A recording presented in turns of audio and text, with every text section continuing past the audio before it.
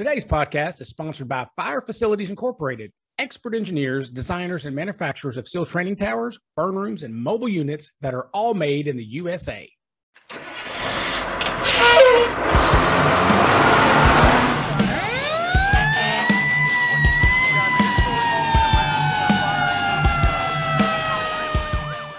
Nice.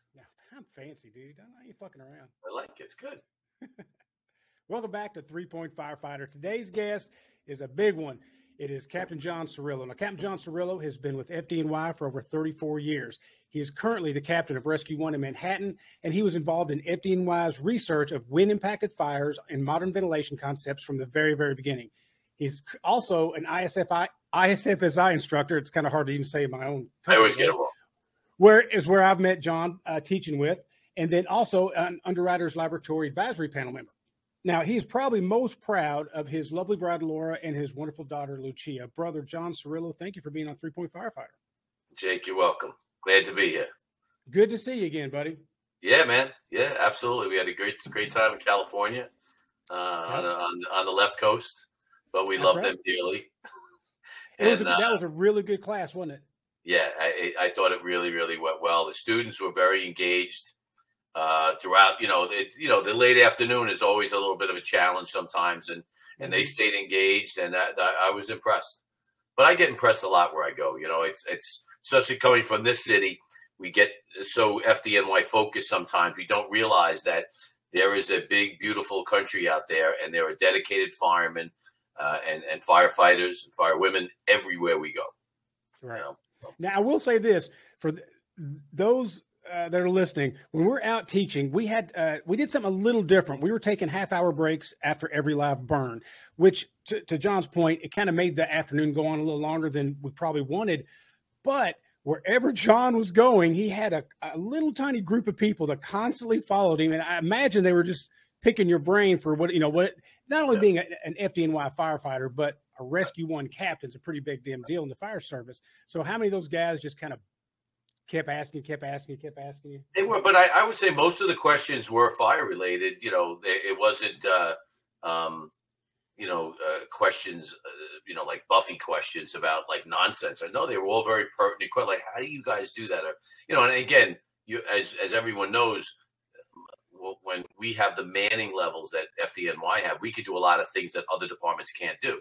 However, whatever needs to get done, as long as you have a little bit of a priority list, and then you just do with what you can with what you have, the job will get done. But it's to me, it's more of a mindset of what needs to get done as opposed to who's doing what. But no, the questions were fantastic, and I love. Even we get a lot of visitors. Obviously, not so much over the last 2 years with COVID, but on a normal world, which we're heading back into, thank God, we get a lot of guests at the firehouse all the time. And and my members of Rescue 1 are fantastic at giving everybody a little bit of time. And obviously, we have some busy days and we can't spend hours and hours and hours, but we always give a little nickel tour of the firehouse, and we show them what we do, and we if they want to go up in the rig, they can check the rig out and whatnot. So I'm kind of dialed into that. So no matter what the question is, I don't care where it is or what it is or who it is. Like, I'm going to give you my best assessment. Or if I don't know something, I'm going to say, listen, I don't really know too much about that, When we were at LA, there was a couple cool things. I got to open up a wet barrel hydrant, which 28 years, I've never done that. I've been dry barrel. So I was all excited about that. I don't think anybody around me was excited about it, but I was like, this is cool. And then I got to wear LA yellow gear for the fire. Yeah. And then I looked over at you, and you had an LA helmet on. John Cirello with an LA helmet on. Absolutely. I'm very proud to wear that again. What's really funny is the first time I at FDIC, I worked with a couple Chad's guys from and Jimmy Golzinger's guys from LA County. And immediately, so we started talking back and forth. And I think that day I put on their jacket, their helmet too. And as proud as we are of our leather helmet, even though the FDNY, we're not wearing leather helmets anymore, but we're wearing a replica of a leather style helmet, a traditional style helmet. They are equally proud of theirs because it's their identity. When people see that firefighter in that helmet, they're like, oh, that's LA County. Right. They know him right away. Now, people have to realize too that if you're wearing a I forget what the pounds are of a leather New Yorker now, right? And you're going to fight a wildland fire, you're not going to wear that helmet all day. It's just not going to be comfortable. The helmet they have is very comfortable. So they use it for structural firefighting and they use it for wildland firefighting. Yeah. God bless them. It's all good. It serves a good purpose. Serves a good purpose. Yep. So why don't you tell me a little bit about how you got into the fire service and where you are now and how you ended up there? Pretty simple. I a lot of times when I teach, I'll tell people, I'll say, listen, the reason I'm a New York City firefighter and you're not is I grew up, 15 miles outside the city. If you're growing up, 15 miles outside Sacramento and you want to be a fireman, that's probably where you're going to be a firefighter. You know what I mean? However, we do have a tremendous amount of people on the Fdny that come from other parts of this country, if not the world, which blows me away. But I was 15 miles outside, small town, Roslyn Heights, and my father, first generation Italian, one of his probably greatest moments was when he turned 18. He joined the volunteer fire department in Roslyn. All right, so I guess that was in 1947, and he loved the fire service. He really did. Now, he owned a service station in town, him and his brother, so he was able to leave the station and put his brother Nunzio. Yes, there's people that are called Nunzio, right? I mean, in the Italian world, right? My uncle Nunzio was a wonderful man, but he'd leave the shop and go, do the volunteer firefighting thing. He loved it. So I grew up in that environment, right? Christmas parties and all of the volunteer world, right?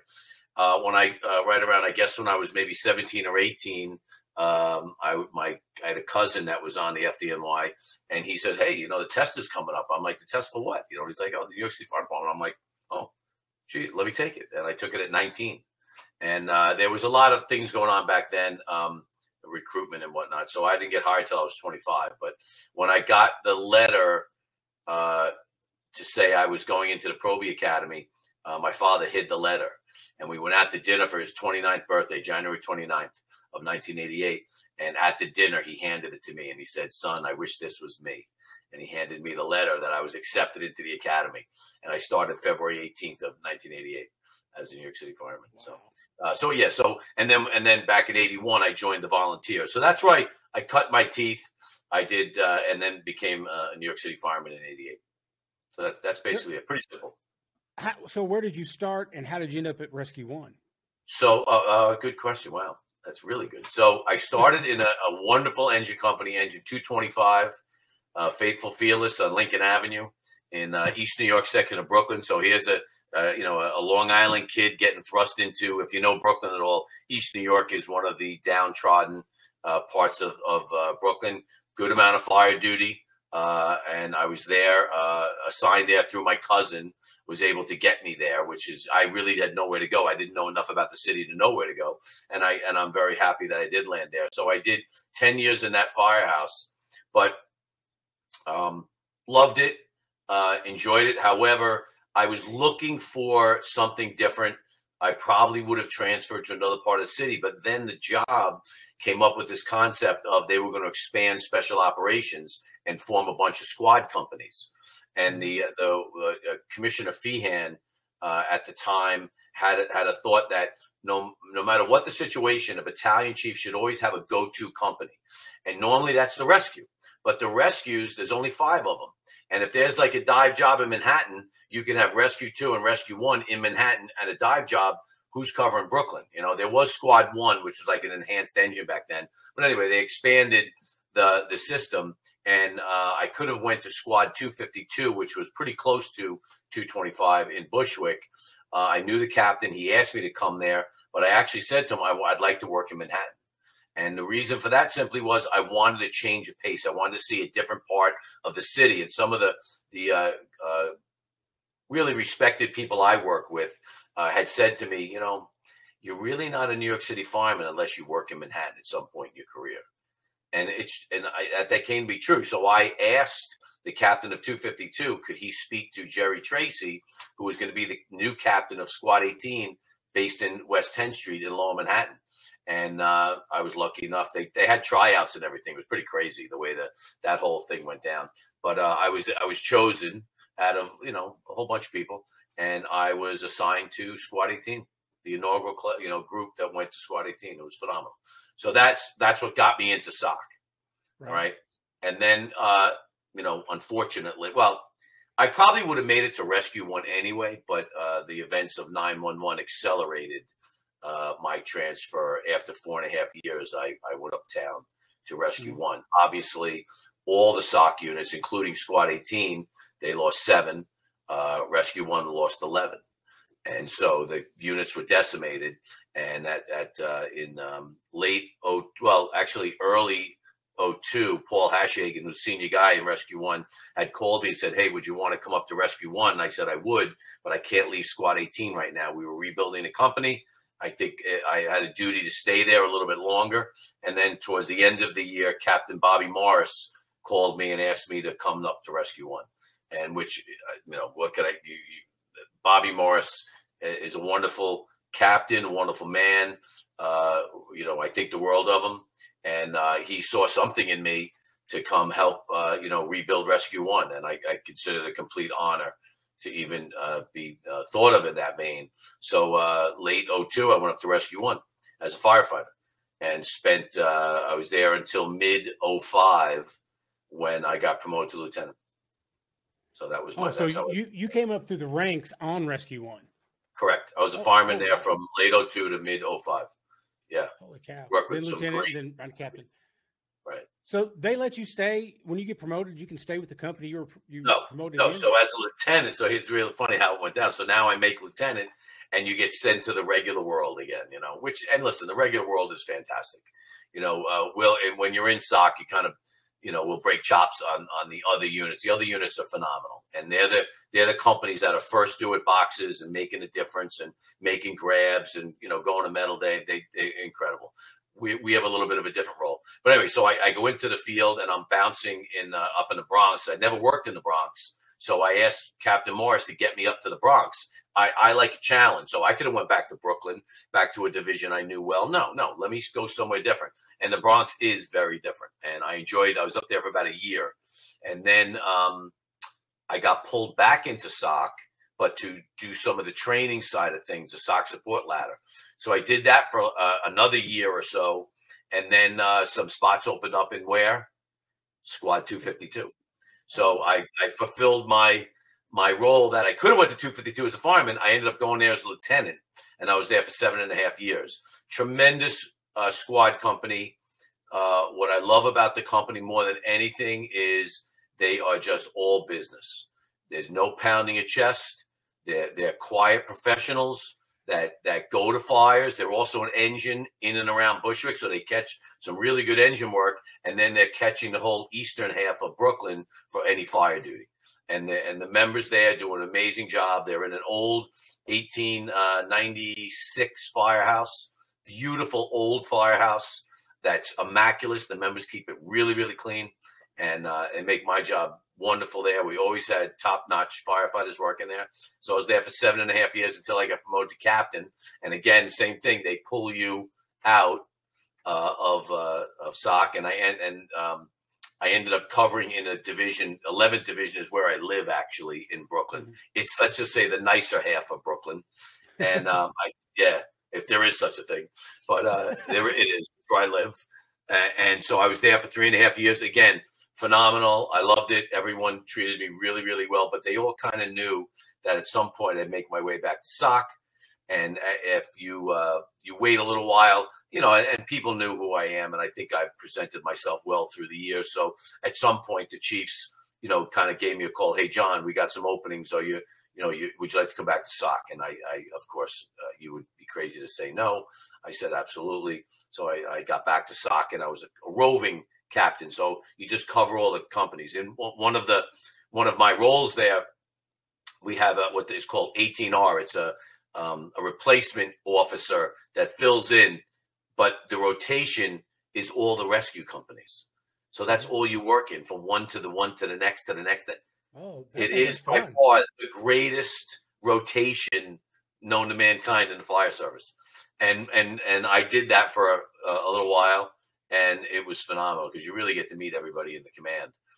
And each rescue is very different, and that's what's kind of cool about it too.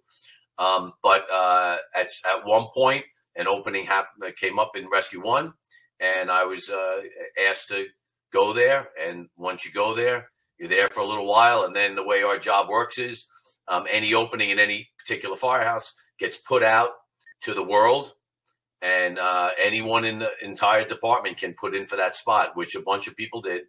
And I was fortunate, again, having a storied career that I have. I've been very, very lucky in my career. I was chosen. And so was there no tryouts or anything like that for that position, or? The 5 rescue companies, I can't speak for the squad captains, but I think it pertains to them as well. But the 5 rescue captains are solely chosen by the commissioner. Oh, wow. That's high praise right there. Yeah. So I was given the nod, and that was January of 2020. So, oh, wow. Great stuff. So tell us a little about the rescue company. So when I got in the fire service, I was obsessed with rescue too, reading anything and everything I could. And then obsessed with Fdny as a young firefighter. So tell us about the 5 different rescues and what they do. So they're all trained similarly. They all do, any type of special operations you can think of: confined space, hiding a rope, trench, collapse, any of that stuff, including hazmat operations as well. We're supposed to know our meters well. We don't do any mitigation, but we're certainly going to be at the tip of the spear if there is some real bad stuff that's dispersed in the city, or when the U-Haul truck went down the West Side Highway, taking out a whole bunch of people.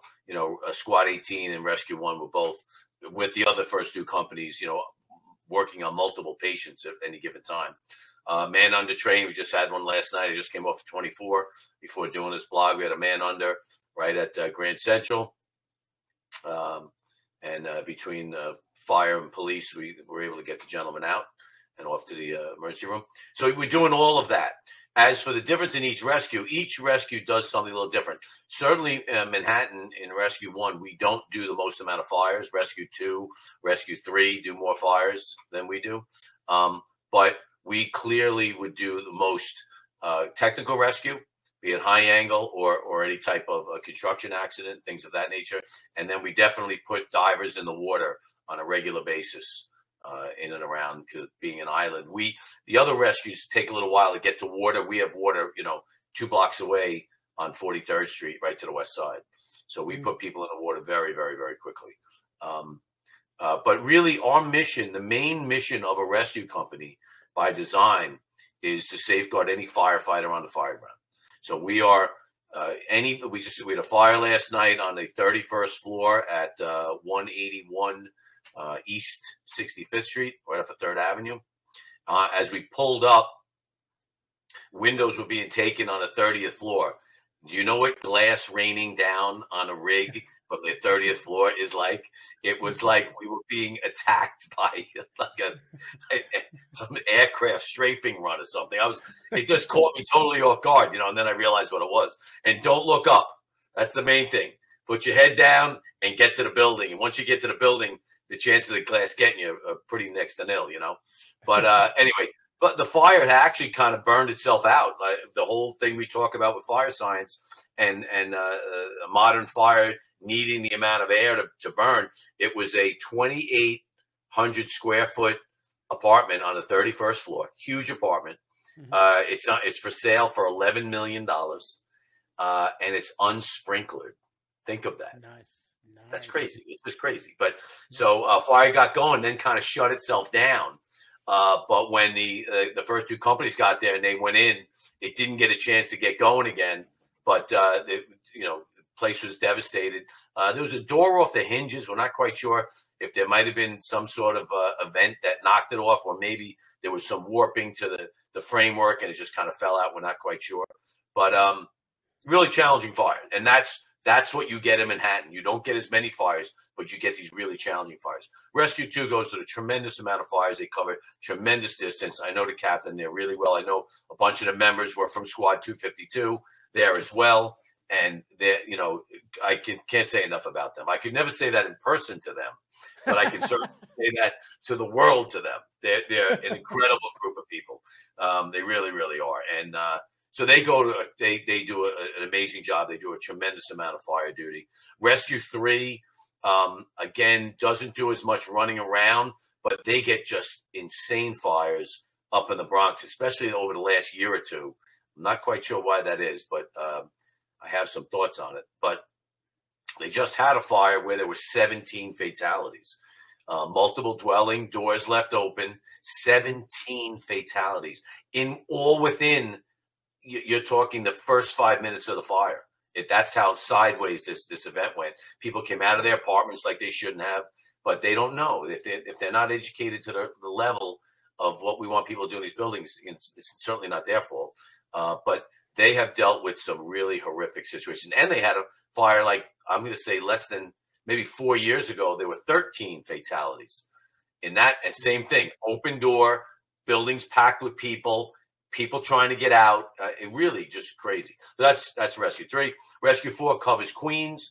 Again, they go to a lot of fires, but again, the buildings in Queens tend to be a little smaller, private dwellings, things like that. But they cover a massive area. I mean, it's a huge borough, Queens. So they go to a lot of good stuff there. Again, Patty Burns is the captain there. Billy Murphy's the captain of Rescue 3. Wonderful guy. He was in Rescue 4 and 2, actually. But great guy.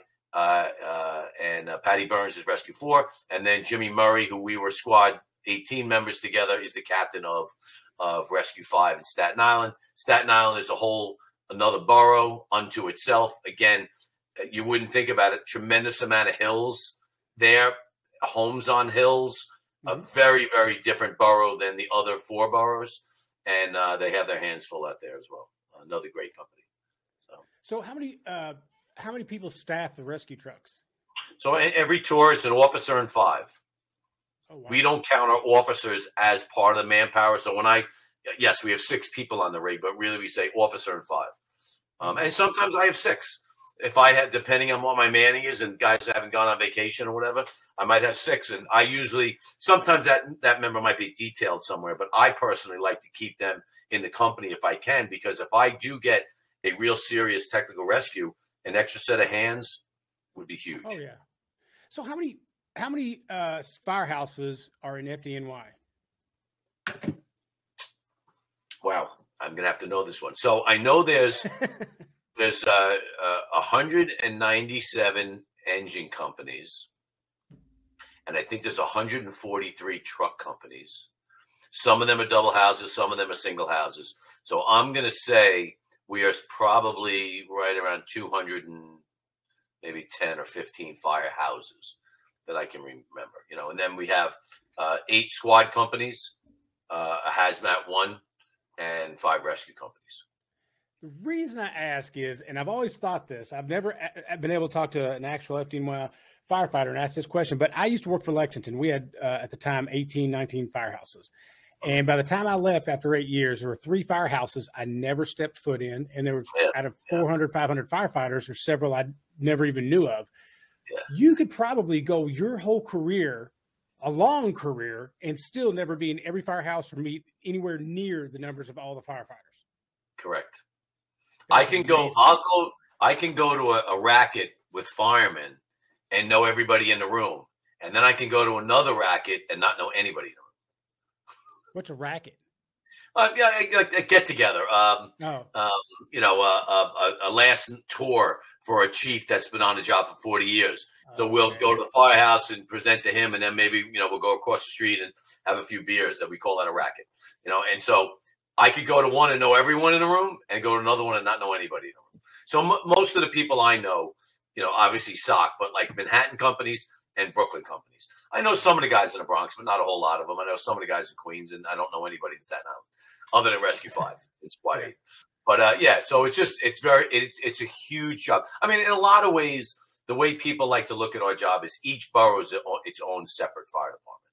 That's one way you could look at it. You know what I mean? Like it's that big, but somehow it works. What about when it comes to training? So it sounds like the rescue companies, from your description, they're constantly either making runs or training. I mean, how do you maintain so much specialty training and still be able to make runs? Yeah, what's one good thing is we don't do building inspection and we don't do hydrant inspection. So we don't do any of that, right? So really, and the reason is because they know we're dedicated. Today, I had 2 younger members working, new to the company. One is brand new, but he came from a squad company, so he's already got all the technical training. I don't have him scuba dive training yet. He'll get that this summer. But so those 2 members, we went to that fire from last night. They weren't working, so we went back to the building and went through the whole fire and some of the pros and cons of what happened and looked things over and just talked about it. You know, like taking glass 30 floors up.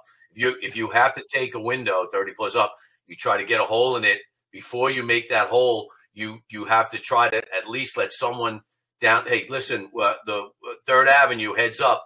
I'm taking some glass up here, right? But once you get your initial hole, all the rest of the glass, you should try to pull in, right, with your Halligan or whatever, and try to pull it into you, because you don't, you know, a fireman with a helmet is going to be okay. A civilian, that'll kill a civilian. Yeah. You know, now this was 5 o'clock in the morning, no big deal. That's 5 o'clock in the afternoon. There's going to be hundreds of people on that street. You can't take windows like that. So that's a whole different mindset when you're a Manhattan firefighter. You need to know that. So we did that in the morning. We had a small fire uptown, 115th Street, but we really weren't needed. We stood fast for a little while, then we left. On the way back, we checked out that building, and then we went back to the firehouse. We had lunch, and then the afternoon was a high-angle drill for those 2 new guys. Mm-hmm. And so that was for a couple hours. And you got to remember, on this was Monday, we go through all the ropes, including one 600-foot, Kermanta rope. So that's Monday. Go through, you take it out and visually inspect it? Take it out and we flip it around.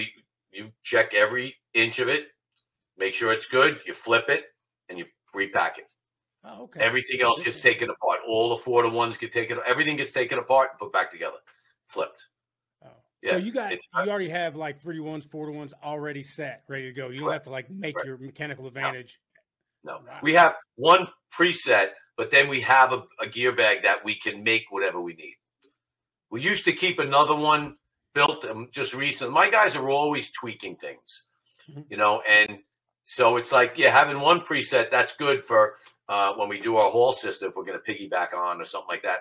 But then the second one used to be set up, and the guy said, you know what, let's keep it apart, because now instead of having to take it apart, if we're doing something different, we'll just build the second one when we need it. And I'm like, listen, I'm the officer, right? I oversee everything, but you guys are doing it. So if you're telling me that you think that's a better way to go and you get a consensus in the company, I'm all good with that.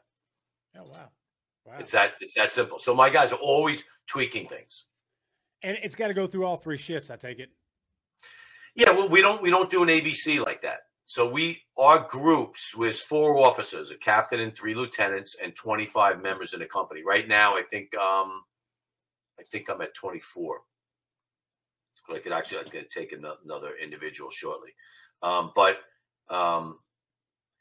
you tend to work with your groups, but people are always doing mutuals. Mm-hmm. So really, you work with everybody, and including the officers. I'll occasionally flip a tour with an officer and to work with those other members.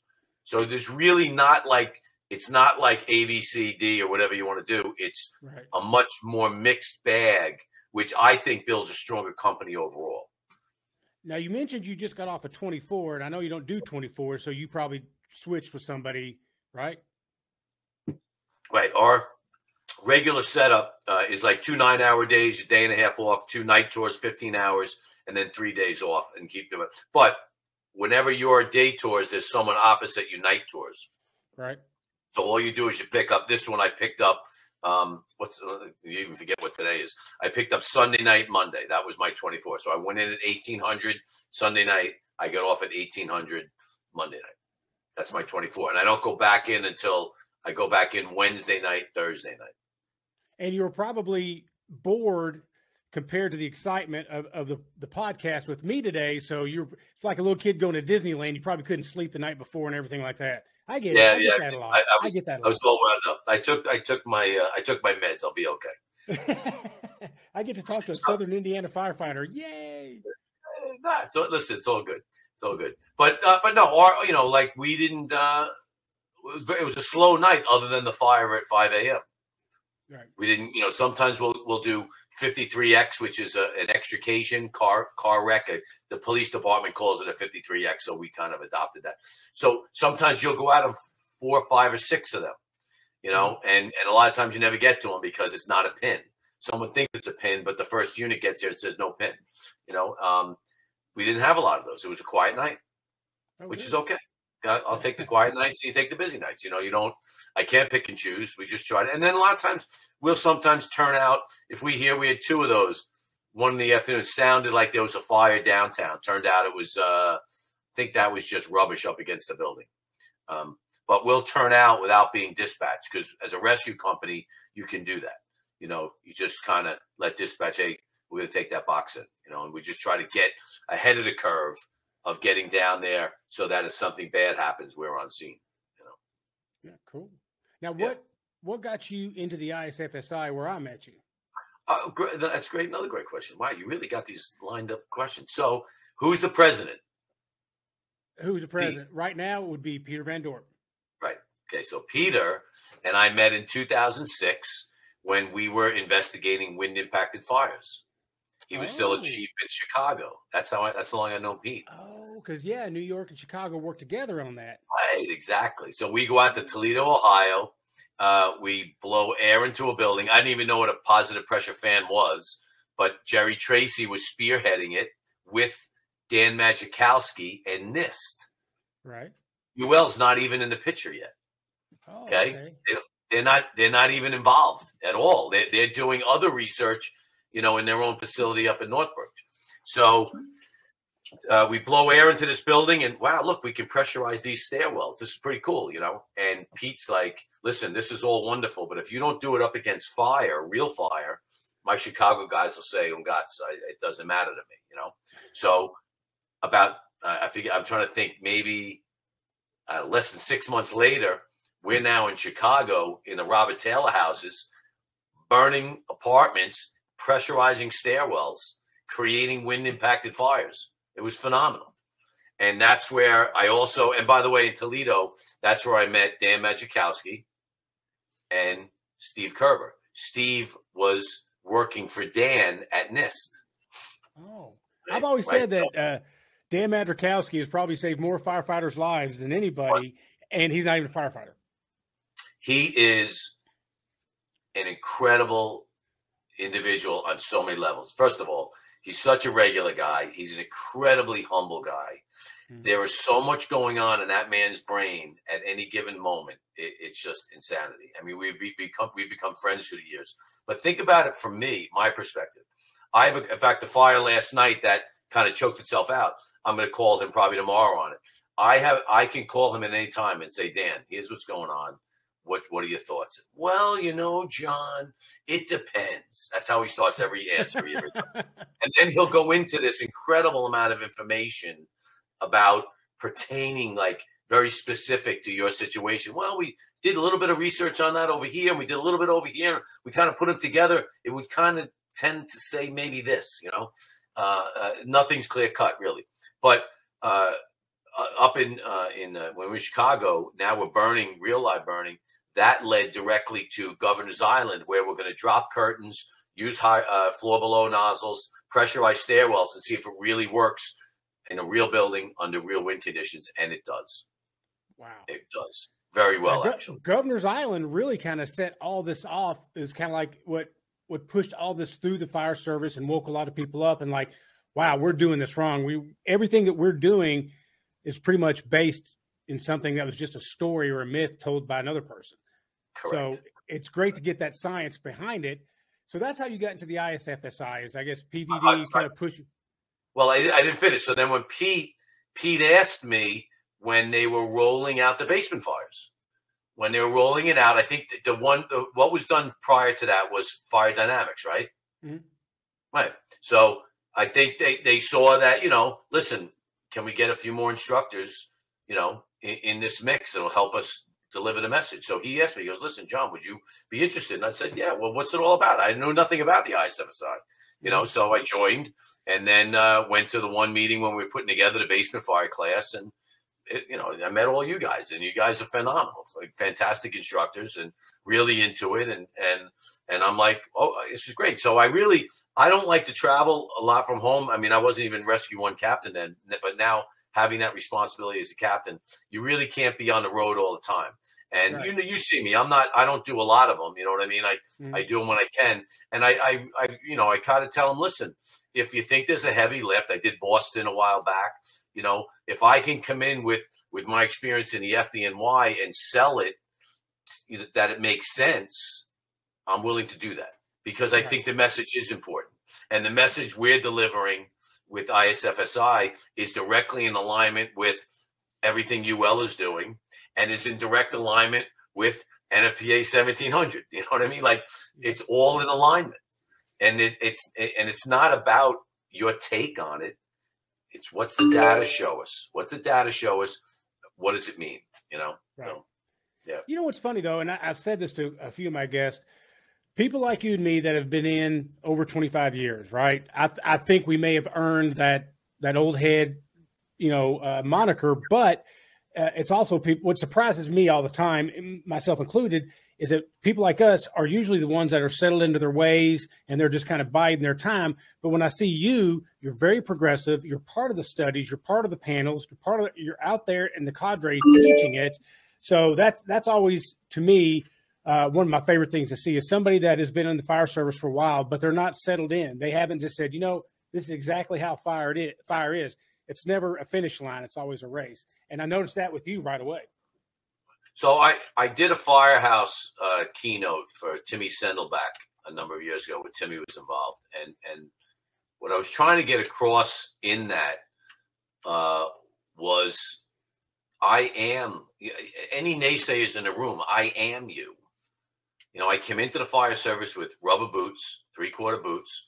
I didn't ride the back, you know, the tailboard of an FDNY rig, but I did ride the tailboard in Roslyn Highlands on the back of a 1970 Sutphen pumper that had a V12 Detroit 2-stroke 5-speed, you know, doing 80 miles an hour. Like it was an amazing truck. It sounded like a tugboat going down the road. But I was part of that, you know. And so when I went into the FDNY, we weren't wearing hoods. We were wearing leather helmets. I did all that. And I would have never flowed water in a window. My first captain, Patty Corcoran, would have killed you if you ever thought of doing that. Patty wasn't wrong. It's what he saw, you know, his war years showed him this is how we fight fires. We get inside, we put this fire out. And that's not wrong. And that still applies today. However, we thought, right, you said it before, what we think happens and what really happens, it's important to know what's really happening. Yes. So now I was told you're going to kill everybody in there if you throw water in the window. Okay, that's the senior guy just told me that. I'm not doing that. Right. And then when we saw I'll tell you, this is where that actually we learned this. So we're at Governor's Island. We're testing 7 different high-rise nozzles, all different configurations, right? One's hooked on the windowsill, one's just laid on the sill. And the first time we're going to flow water into a fully involved apartment, I'm like, this is going to be great. We're going to see a fireball in the hallway. This is going to be awesome, you know. We flowed the water, and the fire went out. Well, what was that? You know, do it again. You know, so we set everything back up. We got another roof. It's going good. All right, let it have it. You know, where'd the fire go? Out. Oh, let's get a fog nozzle on there. That'll do it. You know, out. Every time. I think we did like 13 experiments.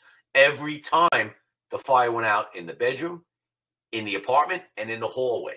It went out. Yeah. Temperatures nosedove. They didn't go up. It didn't kill everybody. So we're like, holy Jesus, now what do we do? You know? So then that led to when we did Governor's Island, we specifically tried to whip the nozzle around and push fire every which way we could. We could not do it. Now, that doesn't. What we've come to learn since then is it's not the line. It's not the water pushing the fire. It's what we're doing with the water. Right. The air treatment. Right. That's what we learned. Now, I still believe when the statement, water does not push fire, the hand line does not push fire, I still believe that. It's what you do with the hand line that you could potentially, if circumstances are just right, you could maybe move some products of combustion to a place you don't want it to go. Okay. Right. But if you do it right, it's not happening. And now let's look at the benefits. And the only way to look at the benefits is with data. And that's where it all pieces together. Right. Yep. And that's what we're doing. So it's just like follow the science, follow the data. And then, you know what? And then make an intelligent decision. Right. So, right. And if you ever have to deviate from the data, be informed why you're doing that. I mean, just doing it to do it is one thing, but if you actually do something differently based on your experience in the moment, and it's informed, knowing the data, that to me, I understand that. But just doing the same thing every time just because that's the way we've always done it, that's just stupid. That's just basing your success on lack of failure is all it is. I can tell you, right, truly, I believe this. The one department that really should not, how can I say this? The department that should not use that information the wrong way is my department. And I'll tell you why. In my department, I can throw engine company after engine company after engine company out of fire until it goes out. It's either going to burn itself out or we eventually make it down a hallway, whatever happens first, right? I can send people to the burn center all day long and not run out of firemen, okay? When you're in other parts of the country, and that's what like the value of us teaching around the country, and like in LA County, some of those, I got 3 people on the engine. What do you got? 3 people? Yeah, I got a chauffeur, an officer, and 1 in the back. That's it. And guess what? So now let's take that data and say, what's the best thing for me to do on this fire right now when I only have 3 people? Because if I go interior and they can't make the push or they get burned, you're done. Yep. So how about let's take some teeth out of it, 10 seconds of water in the window before we go in. Makes all the sense in the world. So that's why I think my department has to be, take a step back in this and just say, we're not the ones that should be saying, don't do this. We should be the ones that embrace it and use it when we should, because we're going to get away with not using it, right? Other places will not get away with not using it. No, you definitely have plenty of people, like you said, and they're fairly close. Somebody like me, we have 3 on our engines. We have 4 on our ladders. So, and that's still understaffed if you ask me, but that's an excellent point. I never even thought about it like that.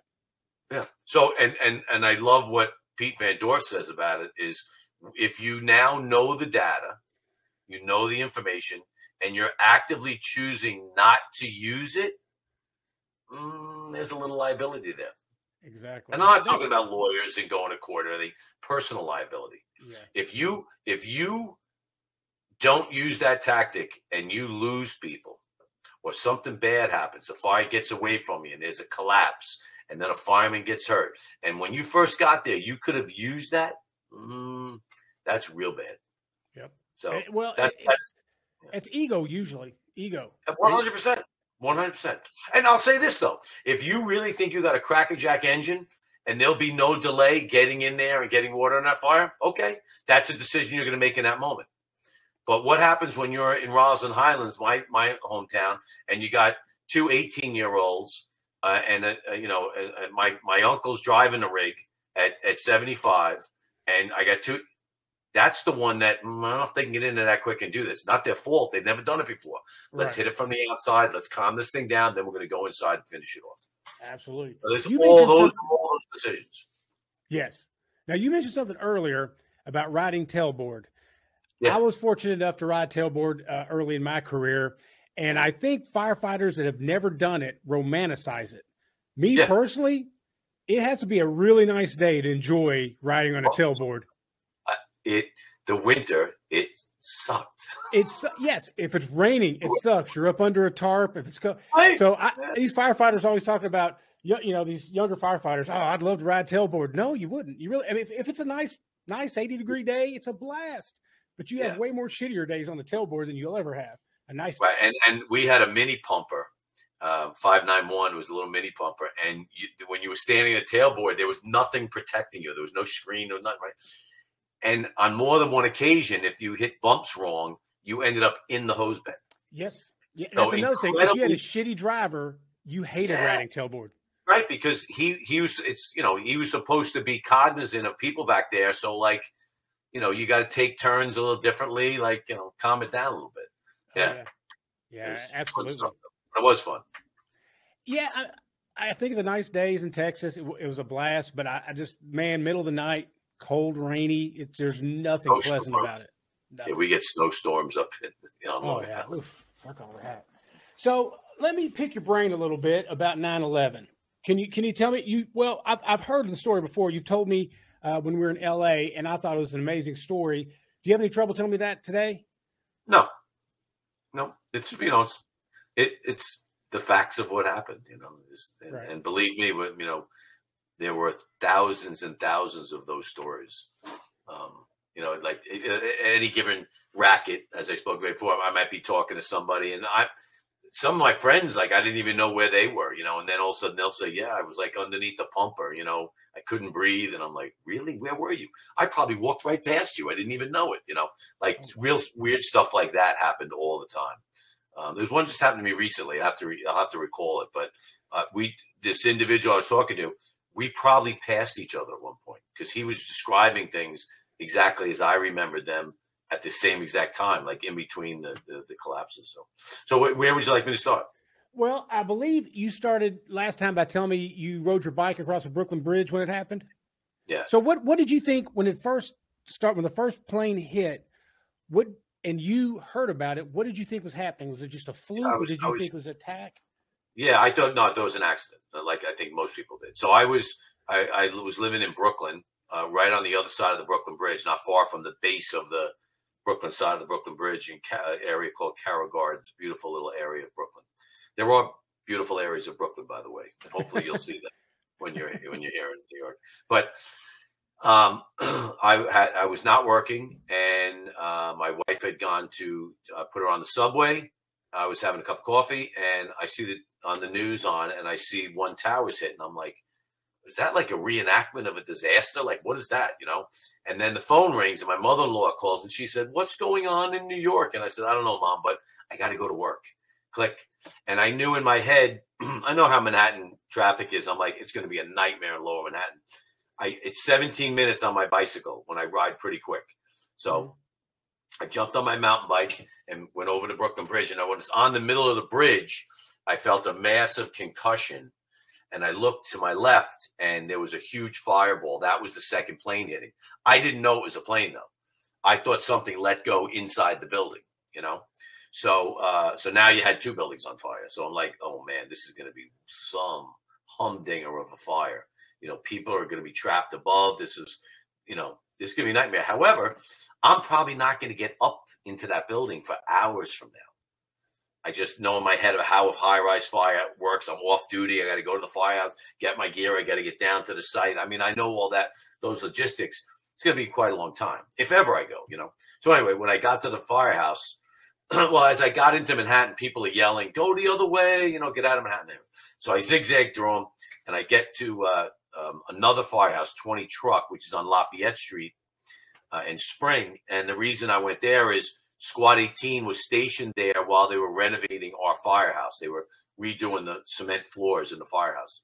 So that's where there. When I got there, Howie Scott, another member of Squad 18, was waiting, and he said, listen, John, it's a terrorist attack. The fire marshals have a car waiting for us. Get your gear. Let's get in here and let's get down there. 10-4. So I got my gear, grabbed a bottle of water, remember, and we jumped in the car. And they zipped us right down to the site, lights and sirens. So we were down there very early. Both towers are still standing. And this is where I think my guardian angel, my whatever was on my shoulder. I followed what a firefighter should do, right? We don't go off on our own. We don't do our own thing, right? I had all my gear with me, and I checked in with the command post. And at the command post was Chief Ray Downey.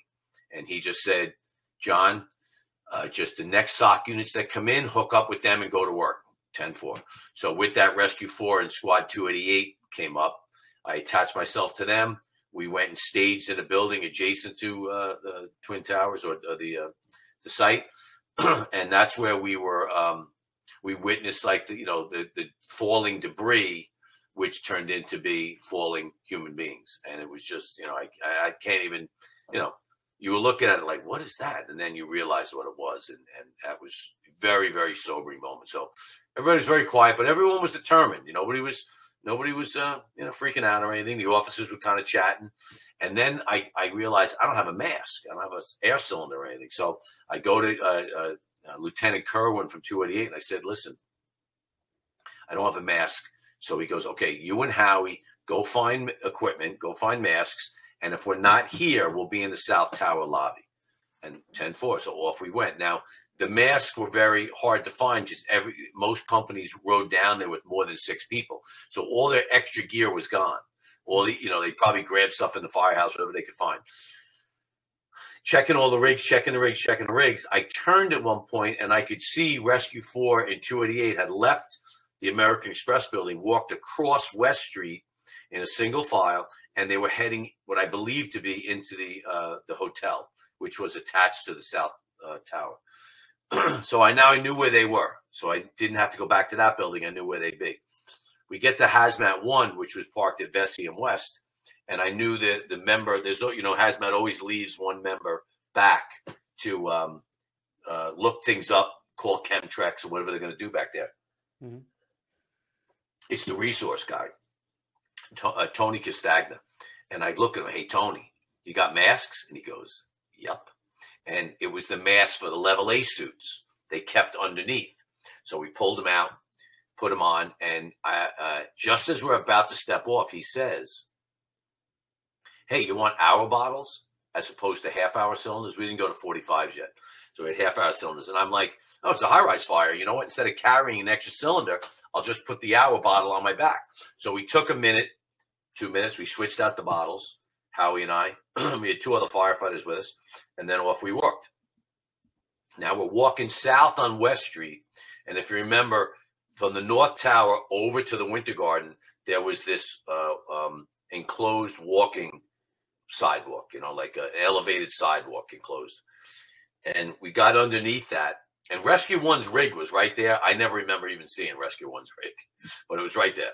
We get under the North Walkway, and Howie's looking up, and I'm looking forward, and he just goes, oh, shit.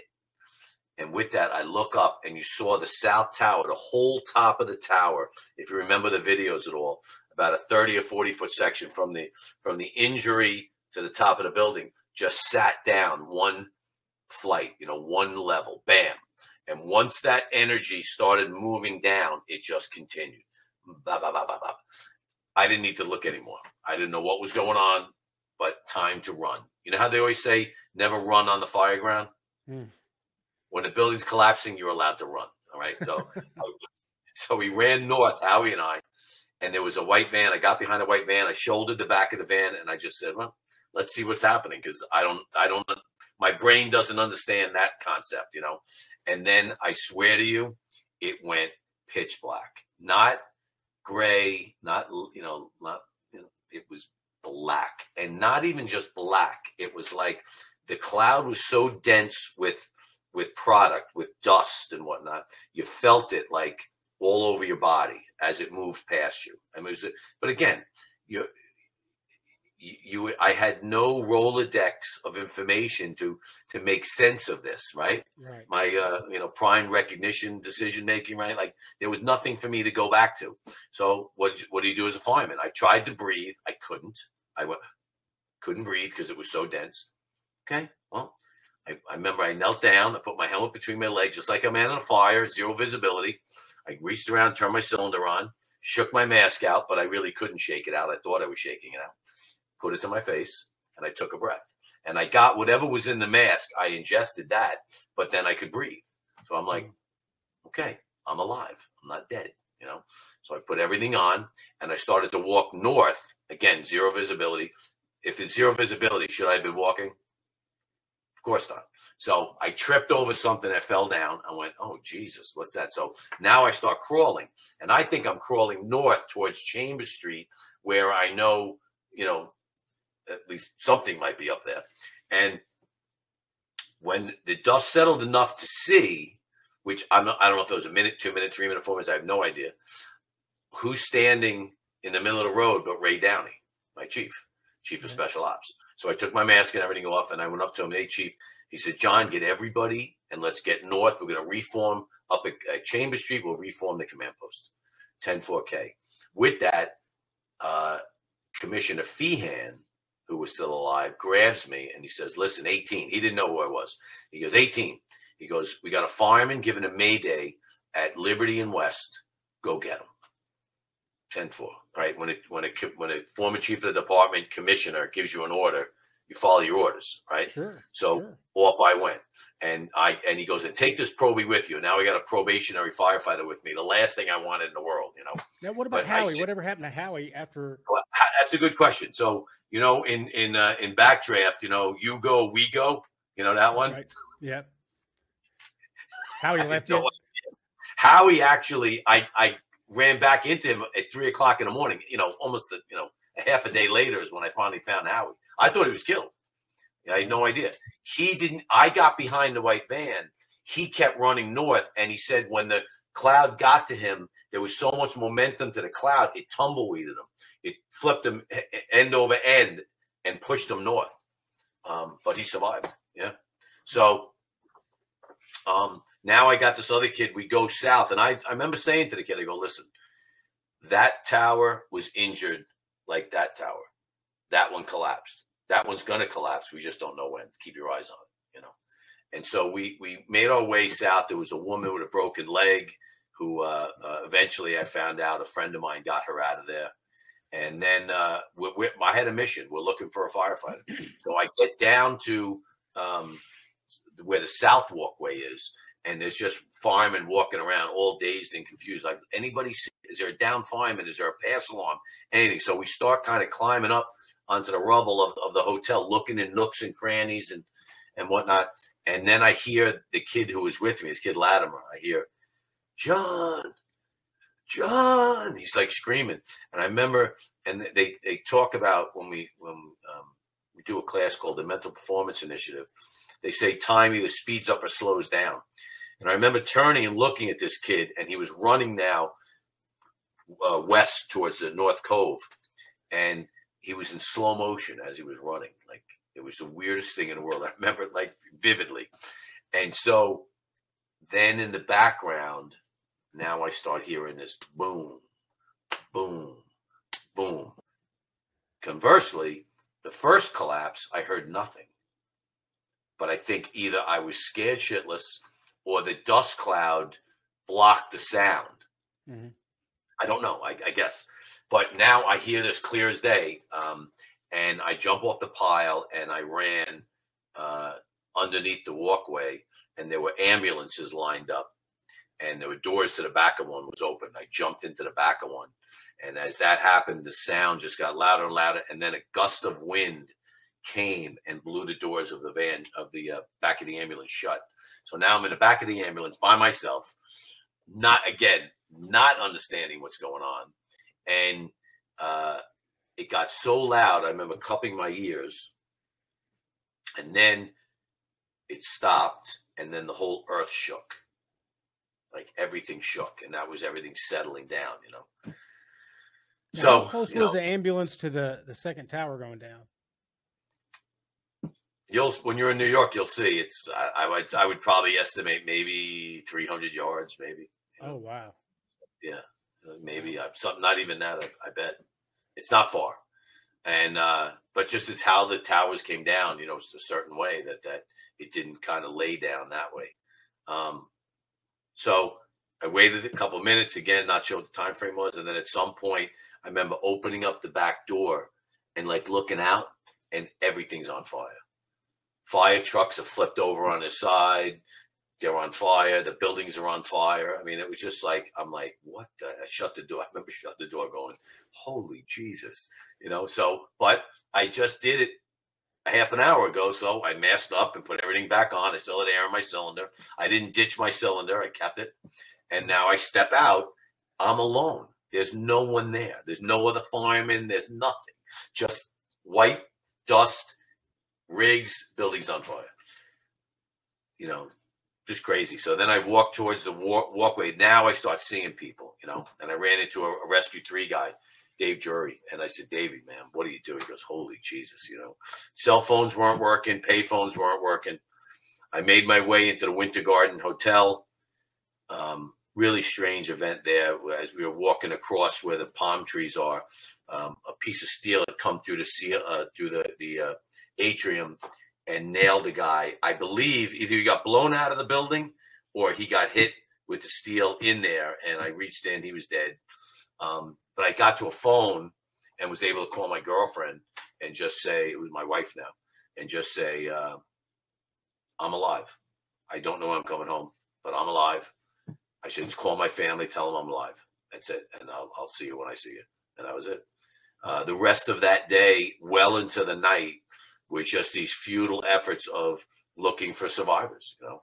And it took a couple days, but I think by that Friday, I remember coming home and kind of breaking down, just said to my wife, just saying, they're all dead.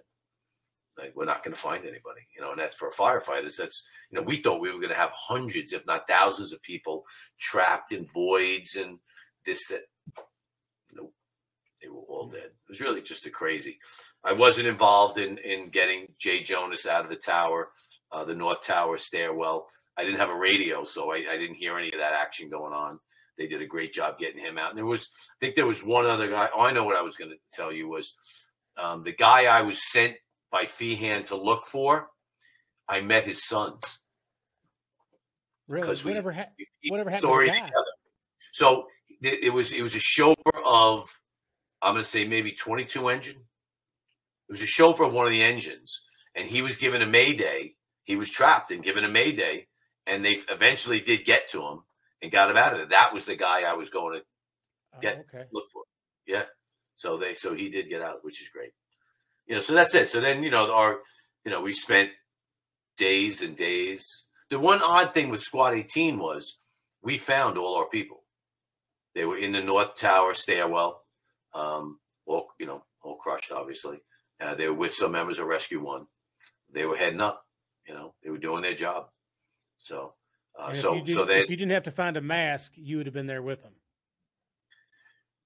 Most likely. I would have certainly been in a worse position than all of Rescue 4 got killed. All of 288 got killed. Ray Downey got killed. Commissioner Feehan got killed. Pretty much everybody I was with prior to either tower coming down got killed.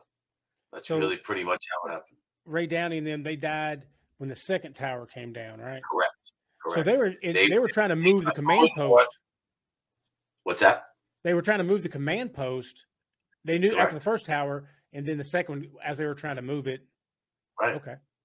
Right. So they sent me south. So Commissioner Feehan, when I got to one of the memorials for Pete and Tommy Langone, they were two brothers. Pete was in the fire department. Tommy was a cop. I grew up with both of them in Roslyn.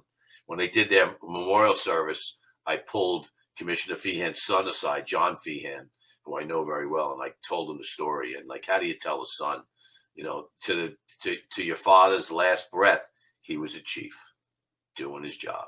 It was incredible, and he saved my life. And to your point earlier, he had no Rolodex either. He didn't have recognized prime decision making, and for him to be able to be that cognizant to direct everybody, not just, you know, like you working with your crew, he had to direct everybody and everything. That's amazing. Amazing man, great guy. Yeah, it just really sad.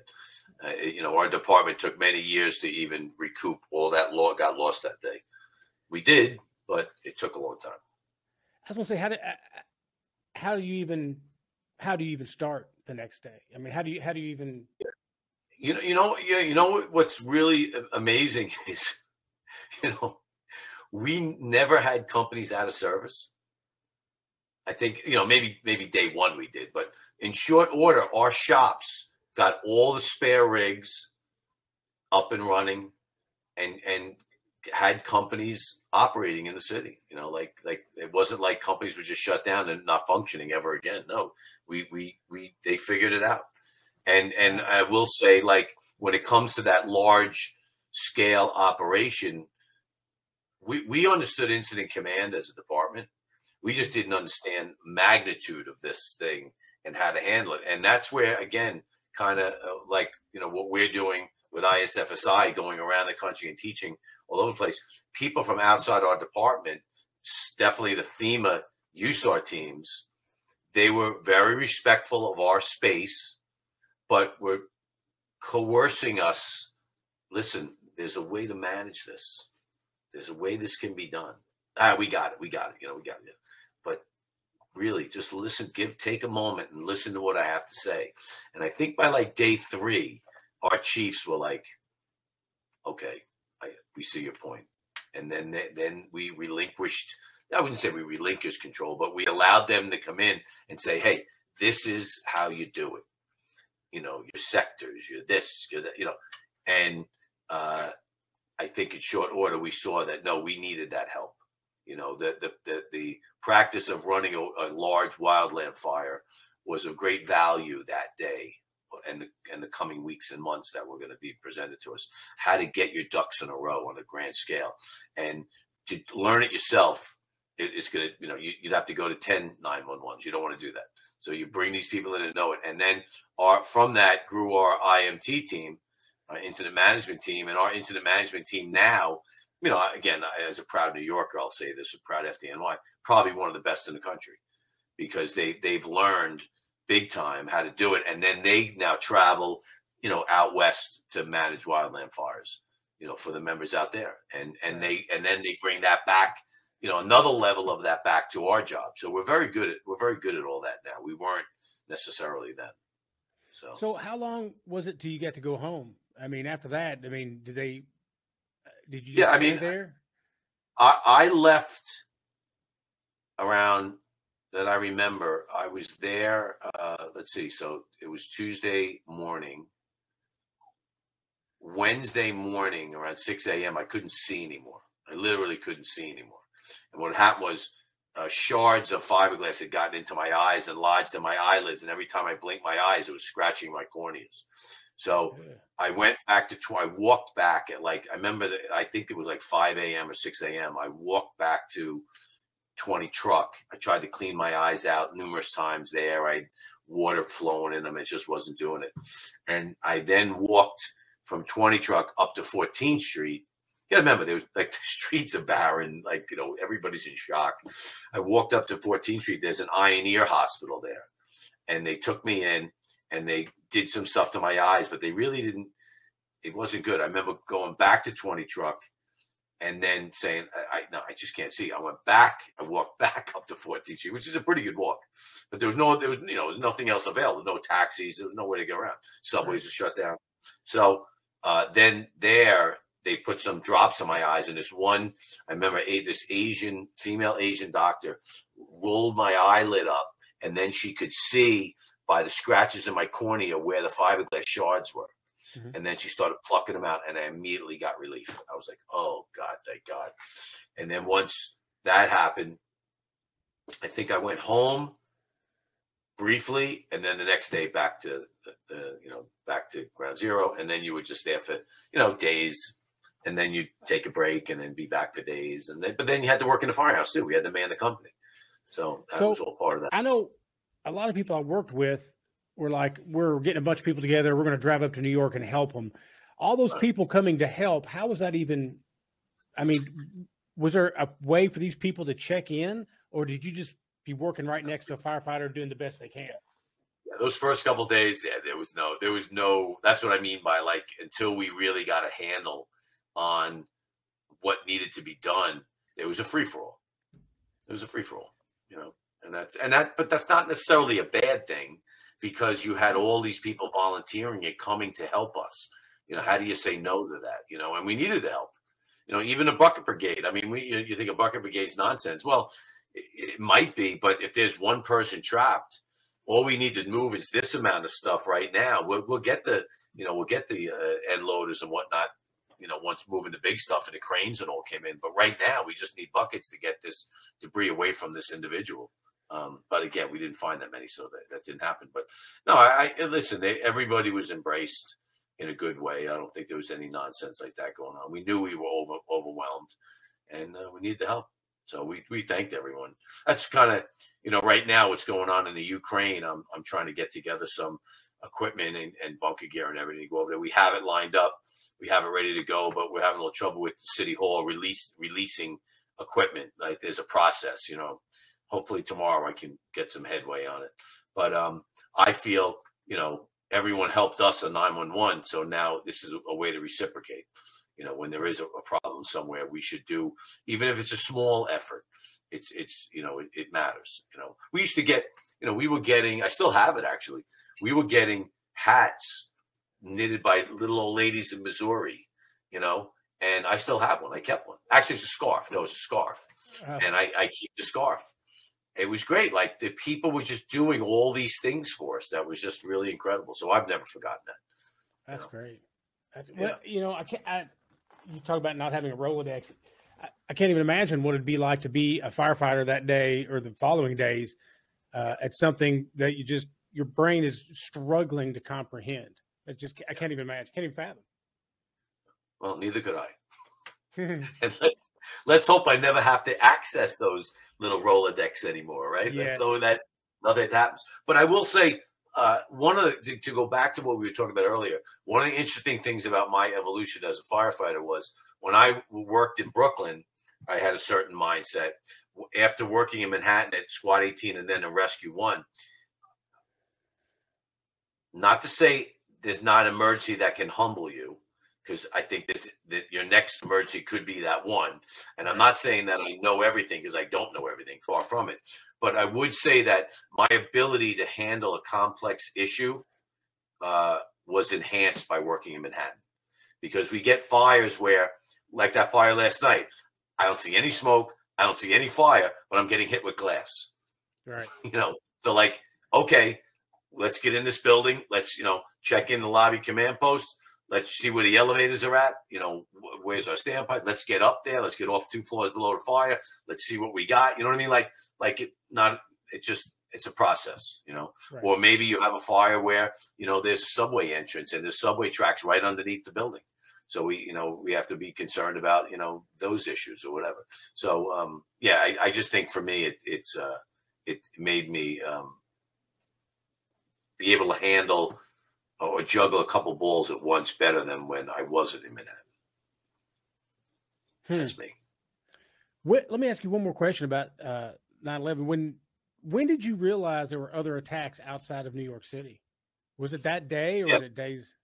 So, like I said, Howie told me it's a terrorist attack, right? That was one thing, right? And then at one point, I remember, someone mentioning that the Pentagon was attacked as well, and like, oh, Jesus.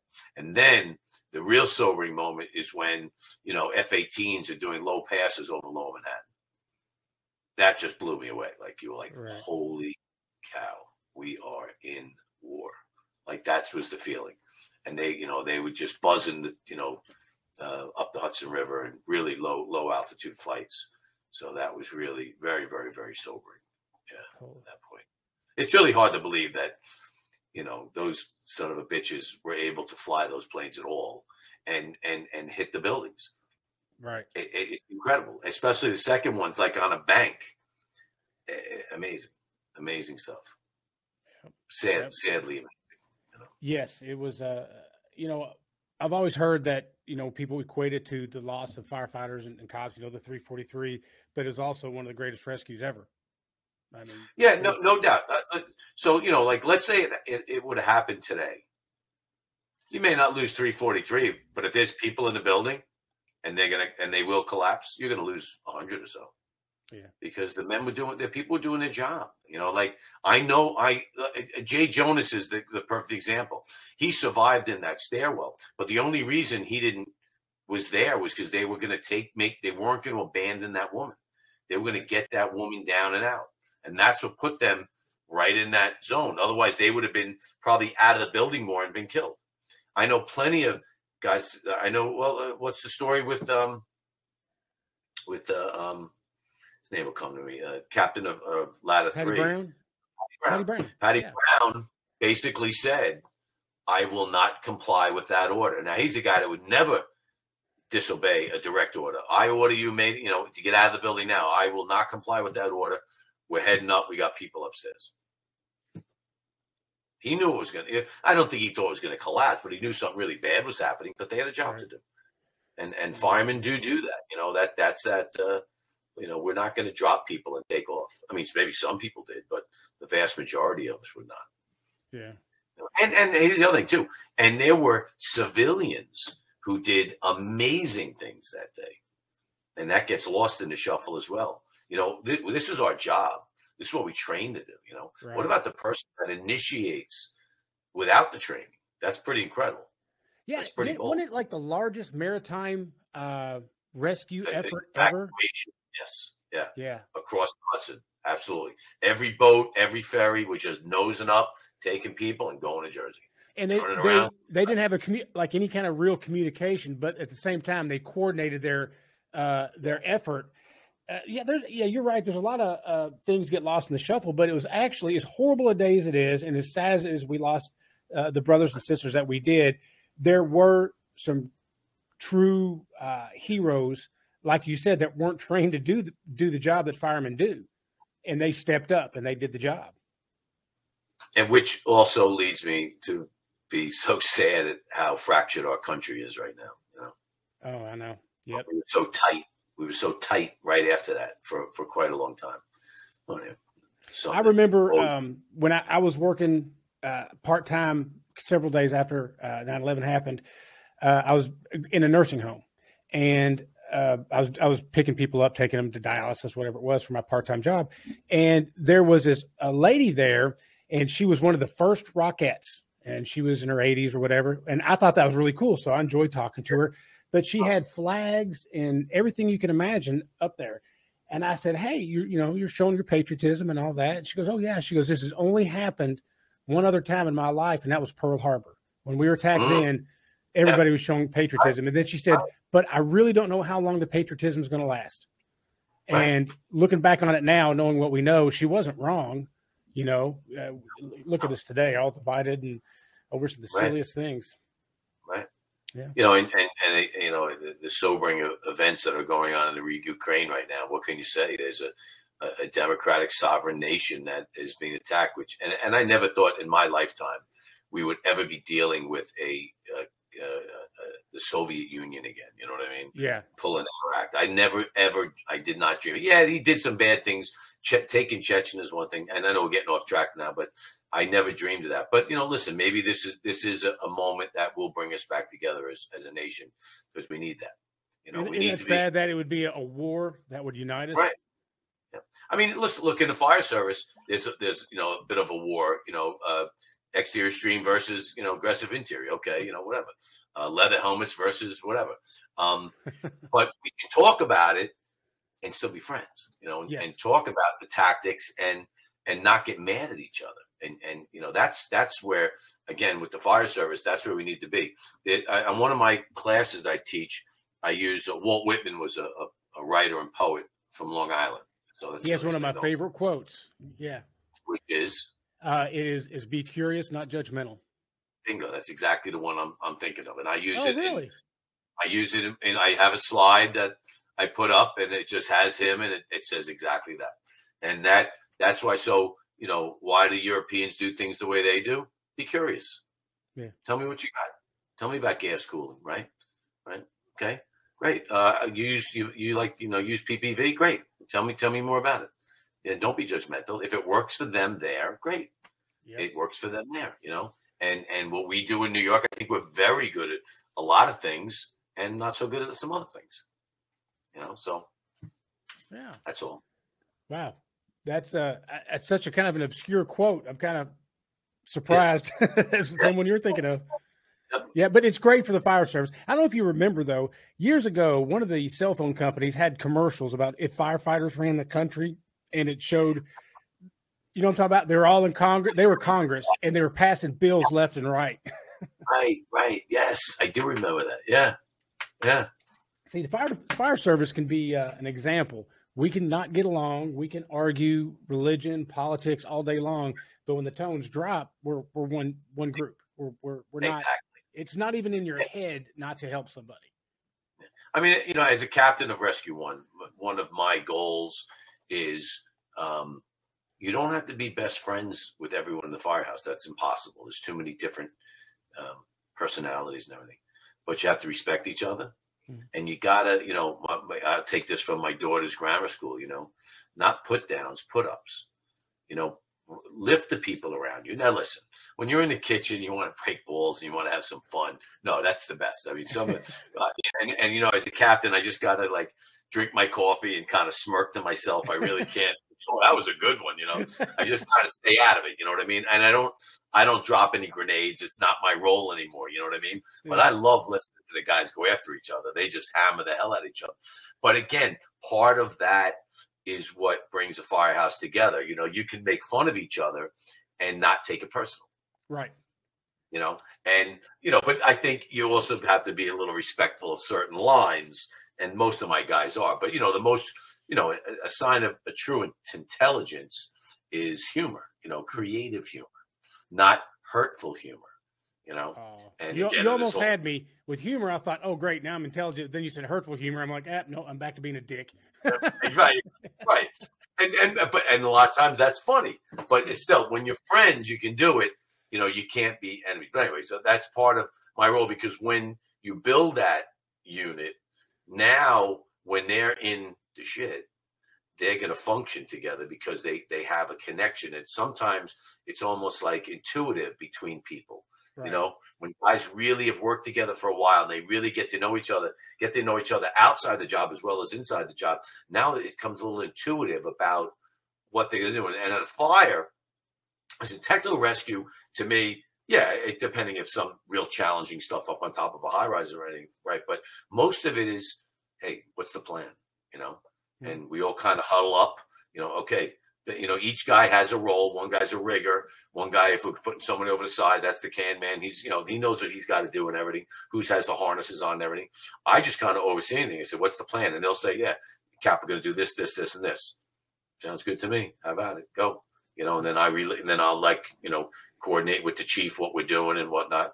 But when you get that group together, now it's just intuitive things happen. They just work. They develop their own little shorthand on how to do that. Yeah. Right. So it's brilliant. I'm working with some really exceptional individuals. I really am. So I'm very fortunate. Well, brother, I really cannot tell you how much I've appreciated your time tonight. I've been looking forward to this since we talked together. I wasn't sure I was going to ask you. I was a little bit fanboying. I'm not going to lie. I was fanboying a little bit. But you're the most approachable, most easygoing person. Thank you. So thank you so much for being on the podcast. And I cannot wait to work with you again here in a couple weeks. But you got home field advantage this time, don't you? Yeah. Well, what people have to realize with New York City is, it can be a very intimidating place, but it's really a very blue collar town. It's just big, But I mean, we have great pubs all over the place. Great place to eat. Great stuff to see. So we'll be seeing a little bit of it here and there. We'll definitely have you out and about. It's going to be an interesting basement fires class for the FDNY. I think some of the stuff that we do, they haven't seen yet, right. Like the alcohol prop and the air entrainment, water mapping prop. They haven't seen that, So it's gonna be interesting when we do our little high school laboratory experiments. We should have a lot of fun with that because, it's kind of goofy. But, when you really look at what we're trying to show on each evolution, we're just trying to, if we're firefighters, there's nothing we should not know about fire. Exactly. We should be professionals. We should be top level. And I realized that I was not, when I first started learning about stuff. And here's actually how it went down. So I'm in Toledo, Ohio, just met Dan Metcalf. We went to dinner and we're having a couple beers or whatever. Dan loves his beer.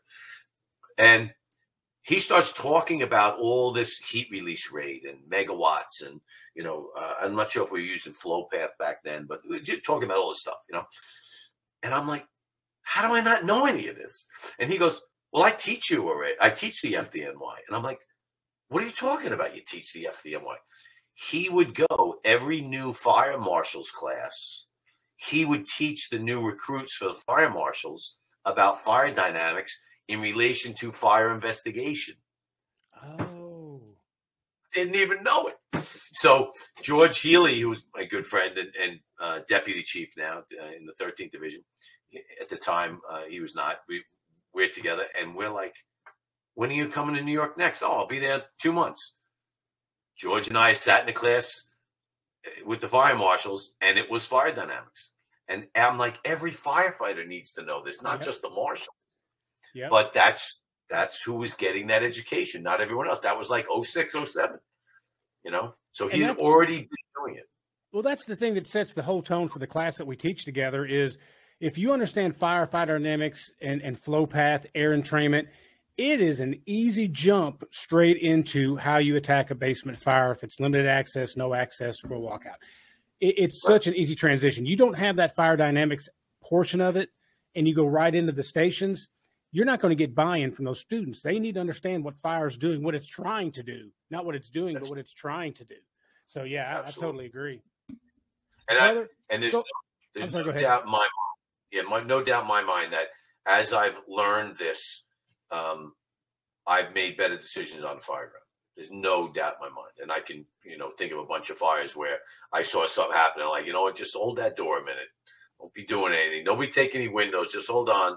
We got a line right here. Give me a minute, or we had, there was a wind impacted fire I had where I basically changed the chief's mind by what I saw. And what I saw was advantageous to us, not a detriment to us. And I just had to convince him of that just a little bit, which I did. And then he allowed us to do that with the fire, and we put the fire out, and that was all good. And afterwards he goes, I've never heard anybody say that before. I said, Chief, I just told you what I saw, and I knew it was a positive. And he goes, I agree. So anyway, that was all because I understood the dynamics of the building and what the fire was wanted to do. And you helped his Rolodex. He probably didn't have what you were seeing in his Rolodex, and now you've helped him see that. And trust. You've got to have trust. Right. The firefighter and the officers have to trust the chiefs, and the chiefs have to trust the line officers and the firefighters. It's so much easier said than done, though. You got to admit. 100%. But the way you start that is the line officers should be sitting down with chiefs, or the chiefs should be going to the firehouses and getting to know people. Yes. And once you get to know people, now you kind of know what makes them tick. Like I know the chiefs in the 1st and 3rd Division. I know the ones that when they hear about 2 minutes of silence, or maybe even less than that, of silence on the radio, not good. Yeah. That means, what's going on up there, fellas? Somebody give me something. Even a simple, Chief, we're on the 38th floor. We're on the 31st floor. We have a light smoke condition. We're trying to figure out what apartment it is. Now at least he knows they're up there doing something. Not maybe they're not on the 31st floor. Maybe they're on the 35th floor, whatever. Right. You give them something just to give them, peace of mind that you're working in the right direction. Right. Wow. So that's all. Yeah. Good stuff. Well, Cap, thank you so much for being on my show. I really appreciate it. My pleasure. We'll do it again. Guaranteed. Thank you, sir. Thank you.